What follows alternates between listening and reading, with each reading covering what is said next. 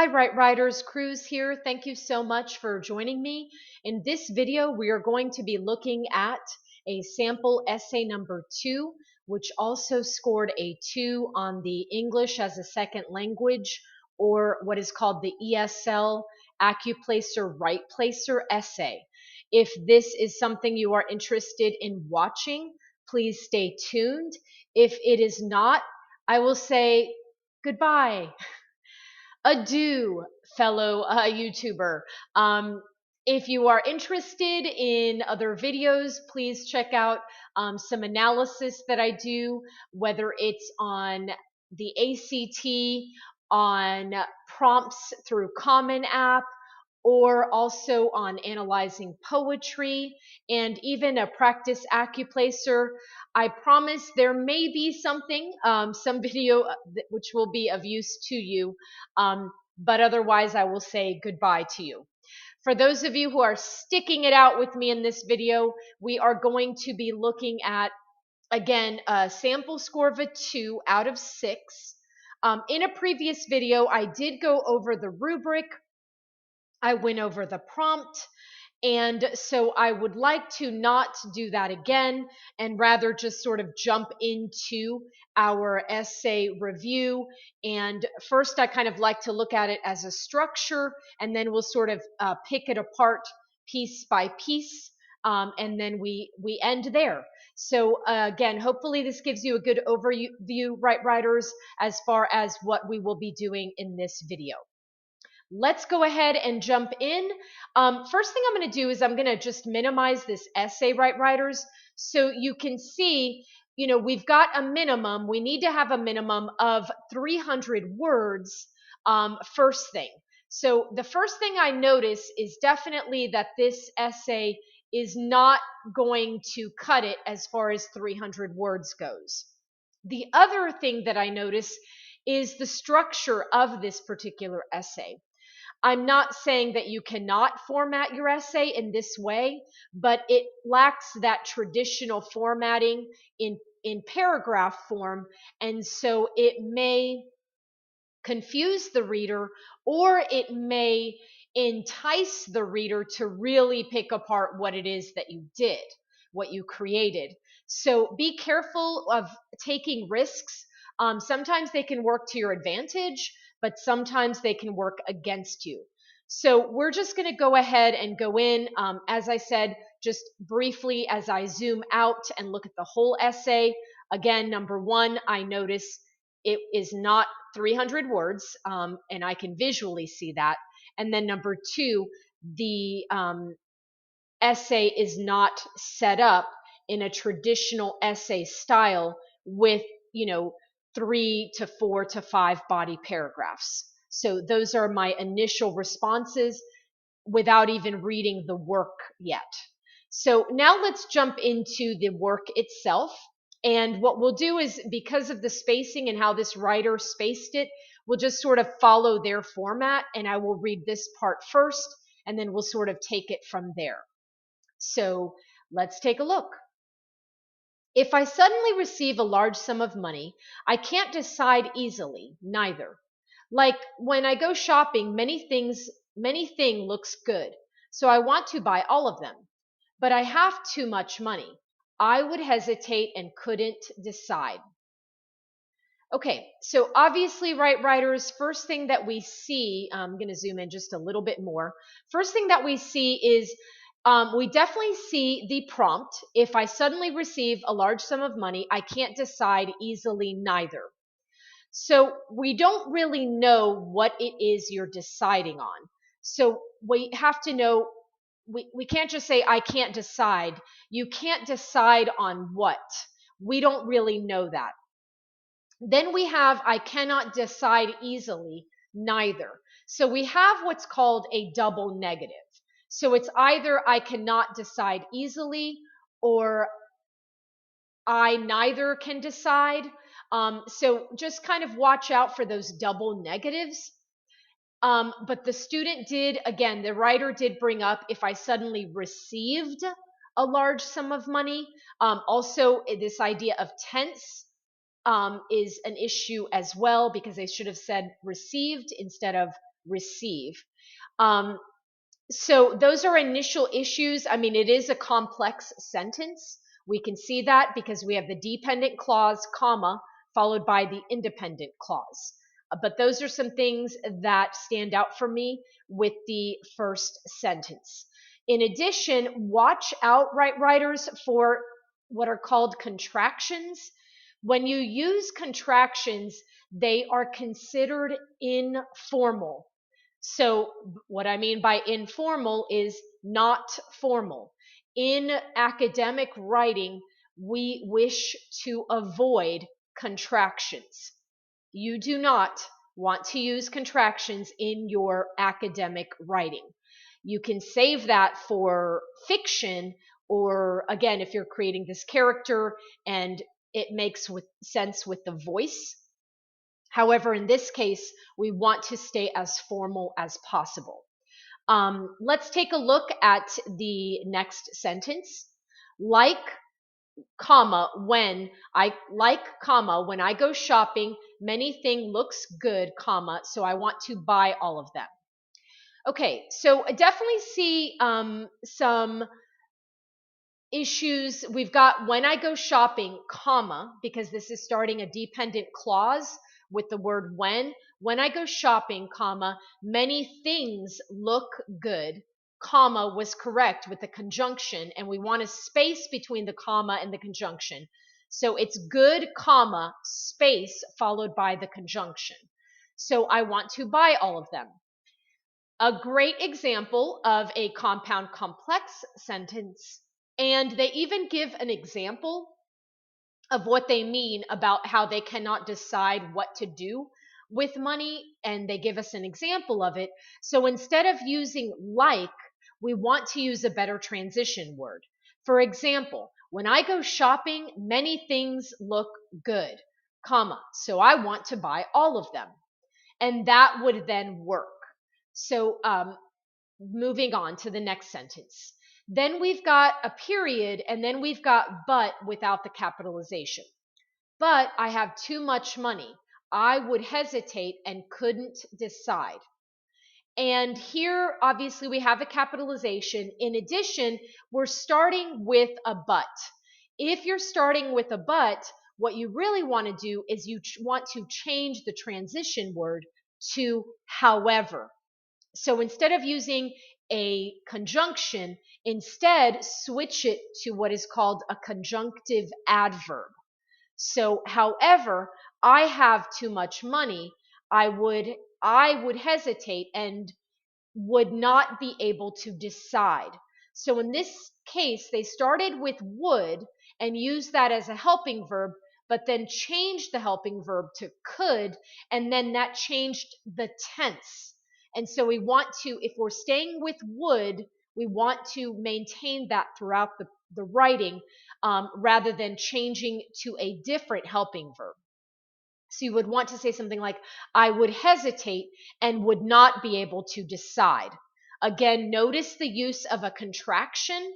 It should be after the N, the apostrophe. But besides that, again, I remind students, please, writers, do not use contractions. So again, however, comma, I would have too much money, therefore I would hesitate and would not be able to decide. Something like that. They did use too correctly, as in like too much, in this case. So again, how they wrote it, that was great there. And we get a sense again of the topic, and they didn't really mention and specify the amount because in the prompt it talked about $25 million. And that is a lot of money. And so again, but bring that into the writing itself. And then they say the next sentence, again, lowercase. So we've got a capitalization issue. Okay, I got plans. Okay, comma, I got plans with it. So here we have a contradiction.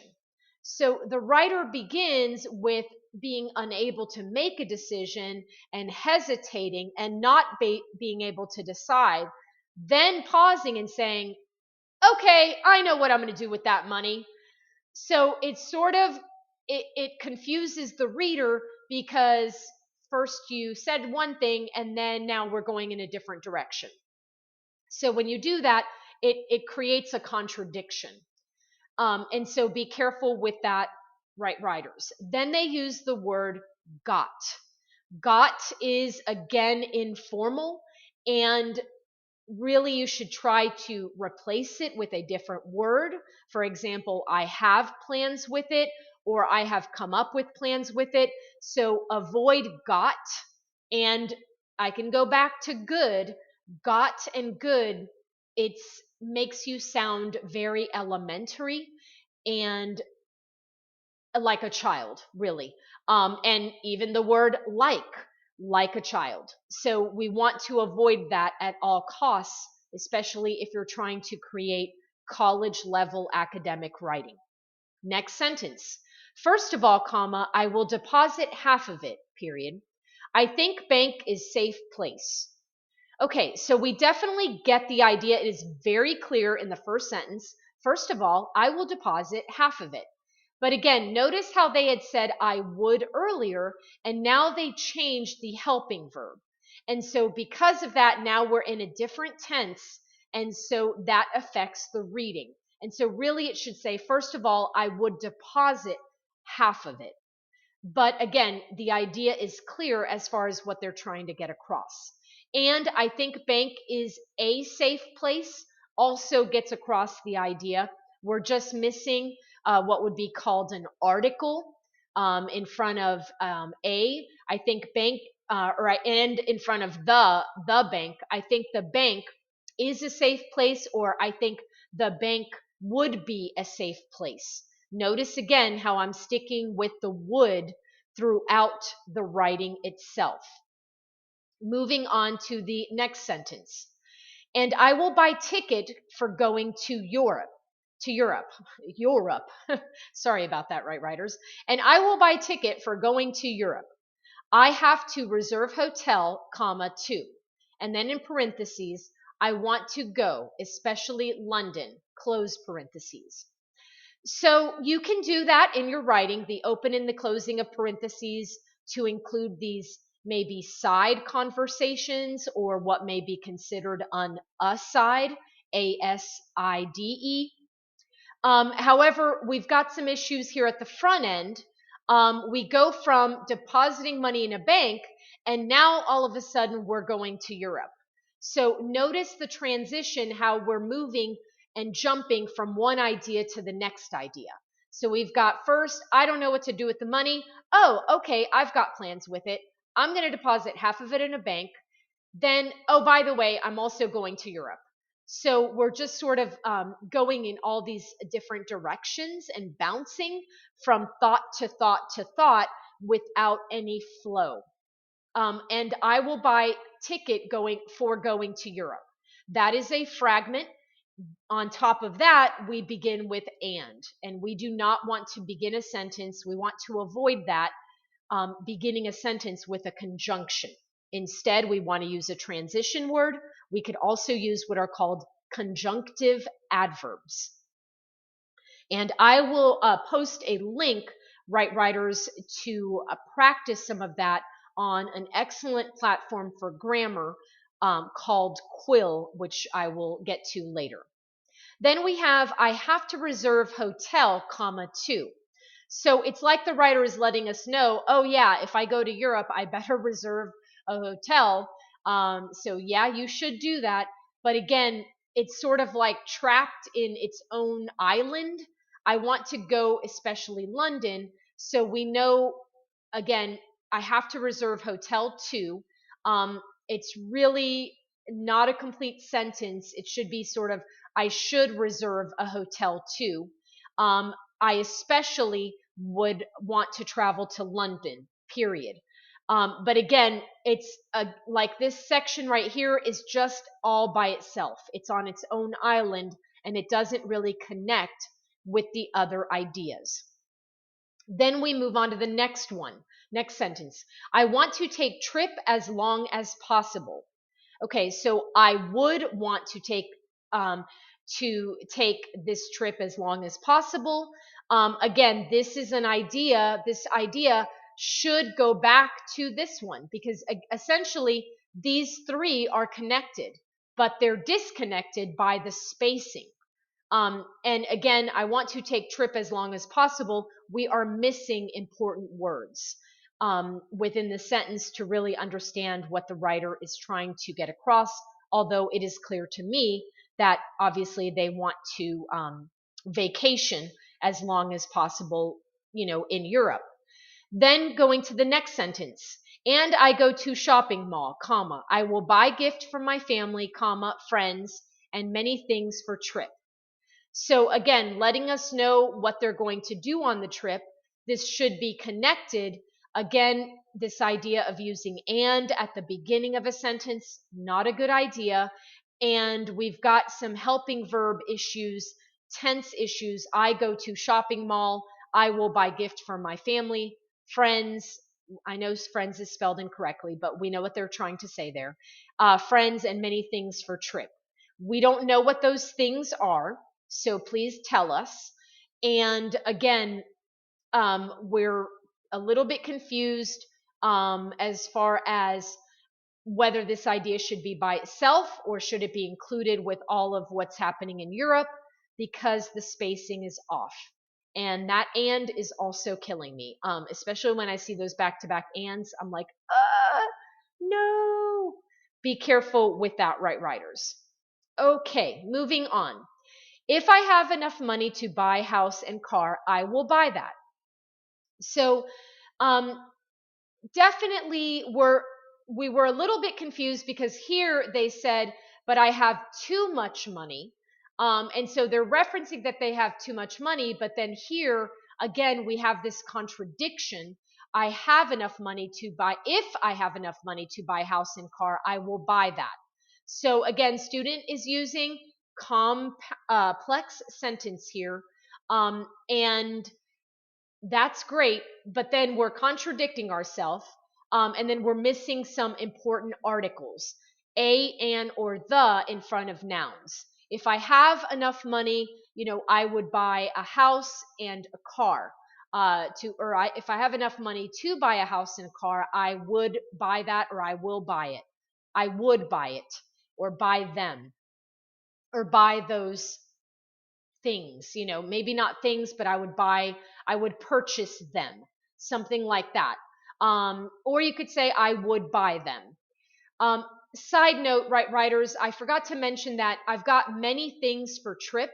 So when you have a series of commas up here, so you have family, friends, be careful because many things for trip then throws off the series within a comma usage here. So family, friends, and colleagues, family, friends, work, like employees, or maybe my work friends, personal friends and work friends. So it's all sort of together. It sounds weird when it's just like family, comma, friends, and many things for trip. Okay, back to this one. We have another and beginning the sentence. And I will held a big party in my new house, comma, or reserved convention room, period. I can't forget famous band. And maybe famous is spelled like famous almost. This just needed, instead of a CE, it should be just an S. And so again, beginning with an and then I would. So again, if you're speaking in the future, then we want to use those future tense helping verbs and action verbs. I would hold a big party in my new house, comma, or I would reserve a convention room. Because if you're using a comma and the conjunction or, then this needs to be a complete sentence. Instead, it just has a fragment, reserved convention room. If you're going to do that, then eliminate the comma. And then they say, I can't forget famous band. And we have, again, right, writers, a contraction, not a conjunction, a contraction, which again is informal writing. Now we're back going to Europe. Before going to Europe, and that Europe is lowercase, comma, I will give some money to my family. Okay, definitely this part actually sounds pretty good. Before going to Europe, I would, or I will give, but we should stick with would. I would give some money to my family. But again, notice how this part here should definitely be moved up to back to the Europe area. Again, it's as if the writer is just sort of like they're just typing what ideas come to their brain, and there's no flow, and the ideas are not grouped together with like-minded ideas. And then they have another sort of aside in parentheses. I think my dad will buy many things for fishing and climbing. Mom will save that money. My sister will buy clothes. Brother will buy computer and games. No wonder. So I do really appreciate this because we're starting to get a little bit of know the writer's personality. So I really kind of love this in parentheses on the side. But again, we want to, looking at the grammar, we would want a space right here between the period and the parentheses, but also that I should be backspaced. You know, I I think my dad would buy many things or many items for fishing and climbing. Now, because they have a complete sentence, my mom will save that money. They need a semicolon here because semicolon is what separates independent clauses or complete sentence. Another semicolon there, my sister will buy clothes, and then another semicolon here, my brother will buy computer and games. I do really like how the student stuck with the will. That was a great idea. They forgot this, again, the semicolons and the my in brother. So my brother will buy computer and games, will buy computers and games, or maybe we'll buy computer devices and games, or it needs we'll buy a computer and games. And I love that. No wonder, like as if this student really knows how their family is.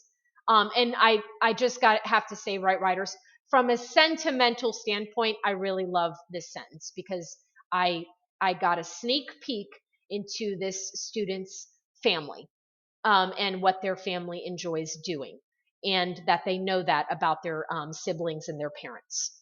Moving on. At last, comma, I send some money to poor family with no name. Okay, now we've transitioned, and where it's like we're ending at last, and so we're sort of thinking as the reader, is the essay over? But we know that it's not. So please be careful if you're using words like at last or lastly, that we're sort of ending and not ending. Oh yeah, never mind, I have little bit more. So be careful of that. So lastly, maybe they should have said, I would send some money to poor family with no name. This is a little bit confusing. We understand to a poor family. The part that is confusing is with no name. So from a Westerner's point of view, and again, specifically maybe speaking in the United States, I as a reader am not clear as to what that means. A poor family with no name, if they sort of mean that there is no father figure, and so it's a family that does not have a paternal um, paternal figure in their home, and so that's what they mean by a family with no name. That can be confusing for your the person scoring your essay, so there could cause some confusion there. Family with no name. um, and again, sort of jumping on to a different topic, we were in Europe before, now, and then partying with a famous band, and now we're sending money to a poor family with no name. Then we have, and then, so we didn't end it with that last or lastly, and then, and again, I would take out and just go with then I will go to airport to have a great time in Europe. Then I would go to the airport one word, to have a great time or a wonderful time, an amazing time in Europe. So now we're back to Europe. So you can see again, right, writers, I'm sort of tilting my head right and left because I'm going back and forth from ideas and I'm watching a tennis match, bounce, bounce, bounce, or a great ping pong game, ping pong tournament where it's like bounce, bounce, bounce, bounce. So we've got a lot of ideas, going back and forth and not really having a clear direction. And then it continues, how about my plan? And then double question marks. So we only need one. And I guess what they're trying to say is, what do you think about my plan? How about my plan is what I think they're asking. And they're trying to engage the reader, which I appreciate. However, we want to really stick with the topic because that again is more informal of trying to involve the reader. However, I will say that again, I'm getting glimpses, I'm receiving glimpses of this student's personality. And then they end with, if you have a plan better than mine, comma, tell me. And they end with a complex sentence. If you have a plan better than mine, please tell me, please share with me. Very interesting way to end it. Um, However, again, it's a bit informal, and although I can definitely feel the student's personality, when you're looking at it as a whole, it's taking away from your writing in the sense that, again, because we're sort of bouncing from one idea to the next. So, right, writers, again, I really appreciate, number one, you enduring these comments that I have here and just enduring me going sentence by sentence on these. But again, the goal is for you to understand that these students really took risks by submitting essays and jumping in and at least attempting the Accuplacer Writeplacer. I absolutely admire them for that, but you can understand why this student scored a 2 out of 6. And I hope this gives you a better understanding of, again, why it's important to wait to make sure, to feel like you have a pretty good grasp of what you're doing before you jump in, especially if you're paying money out of pocket. That's my biggest concern a lot of times for students is, these tests are not cheap. They are expensive. And if you take them over and over again, that costs a lot of money, over time. And I really want, you should always attempt a test at first and attempt it again because you will always get a better score. But if you're not really prepared, just be careful of jumping in, into the deep end, into the deep waters a little bit too early. Thank you so much, Right Writers, for watching this video. Please stay tuned. In our next video, we will be looking at a sample essay number 1, which scored a score of a 3 out of 6. I hope this activity was useful for you, Right Writers. Again, have a wonderful rest of your week. Thank you so much. Take care. See you next Tuesday. Bye-bye.